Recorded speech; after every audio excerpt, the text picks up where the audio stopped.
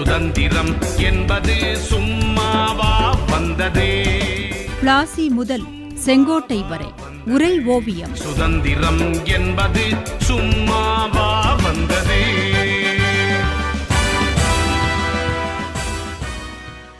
இரட்டை ஆட்சி முறையில் சுயராஜ்ய கட்சியினர் ஆங்கிலேயர்களுக்கு பெரும் தலைவலியாக இருந்தார்கள் என்று கூறினீர்கள்.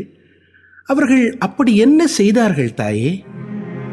மகனே, காந்தியாவது வெளிப்படையாக அறிவித்துவிட்டு ஒத்துழையாமை இயக்கத்தை நடத்தி சென்றான்.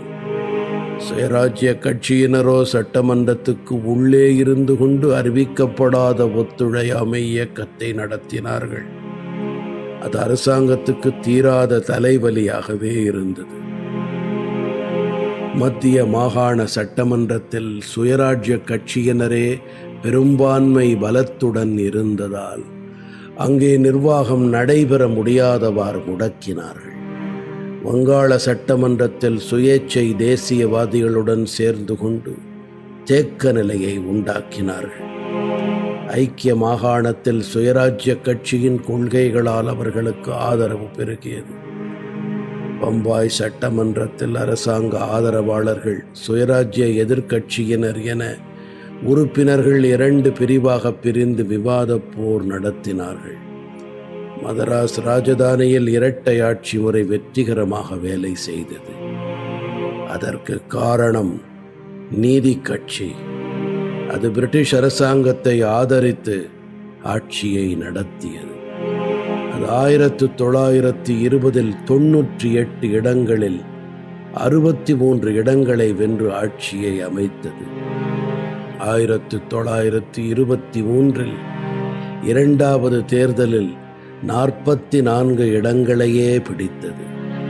1926 நடந்த 3வது தேர்தலில் 22 இடங்களில் மட்டுமே வெற்றி பெற முடிந்தது.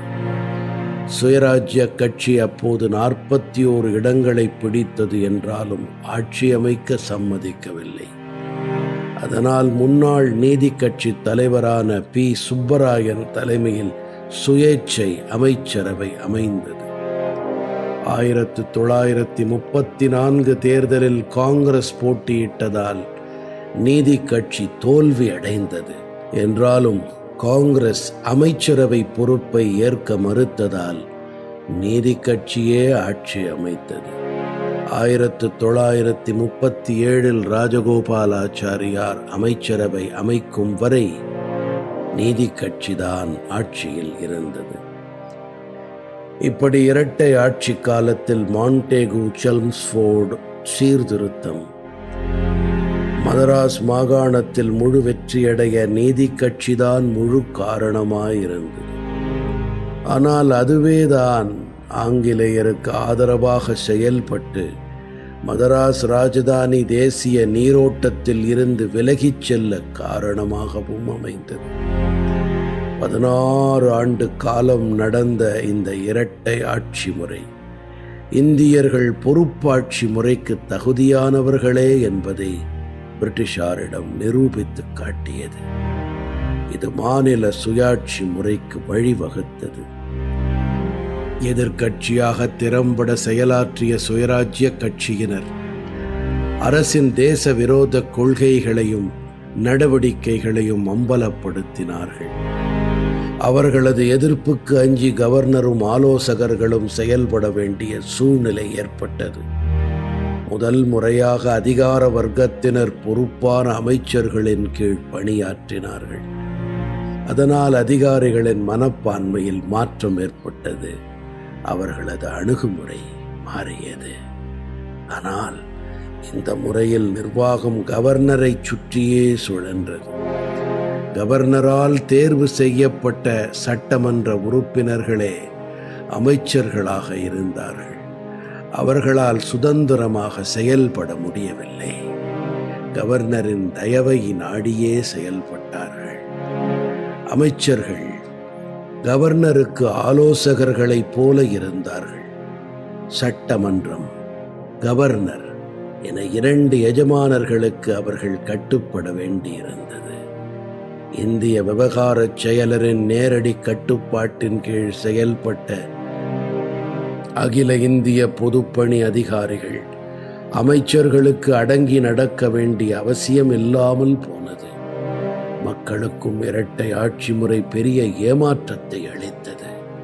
சுயராஜ்ய கட்சியினர் இரட்டை ஆட்சி முறையை தோற்கடிப்பது என்று சூளுரைத்து செயல்பட்டார்கள். மாண்டேகு, செம்ஸ்ஃபோர்ட் சீர்திருத்தங்களை காங்கிரஸ் தொடக்கத்திலிருந்தே எதிர்த்து வந்தது. சட்டமன்ற தேர்தல்களிலும் அது கலந்து கொள்ளவில்லை. இங்கிலாந்தில் ஆட்சிக்கு வந்த கன்சர்வேட்டிவ் கட்சியினர் இரட்டை ஆட்சி முறை சலுகையை கூட நீட்டிக்க விரும்பவில்லை. அதன் செயல் வேகத்தை குறைத்து விட்டார்கள். அந்த நேரத்தில் தொடர்ந்து மேற்கொள்ளப்பட்ட ஒத்துழையாமை சட்ட மறுப்பு இயக்கங்கள் இரட்டை ஆட்சி முறையை செயலிழக்கச் செய்தன.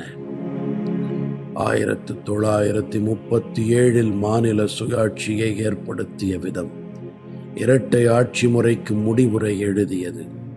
அந்த வகையில் இரட்டை ஆட்சி முறை என்ற பரிசோதனை முயற்சி தோல்வியடைந்தது என்றே சொல்ல முடியும். இதனால் இந்திய சுதந்திர போராட்ட தலைவர்களும் வீரர்களும் புதுபலத்துடன் தங்களது போராட்டங்களை வேறு வகையில் தொடர்ந்தார்கள். ஆங்கிலேய அரசாங்க விசுவாசியாக இருந்த காந்தி இப்போது அரசாங்க விரோதியானான். அவனால் ஒத்துழையாமை இயக்கம் வலுப்பெற்றது. மக்கள் பலவிதங்களில் புறக்கணிப்பு போராட்டங்களை முன்னின்று நடத்தினார்கள்.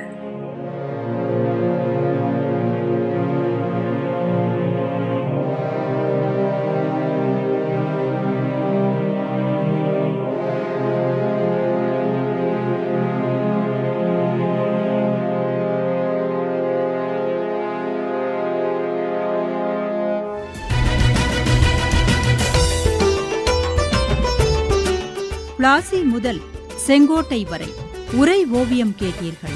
ஆசி கூறி வாழ்த்திடவே அஞ்சிடுவார் பெரியோர், மாசு பேசி மயக்கிடவே முனைந்து நிற்கும் சுற்றம்.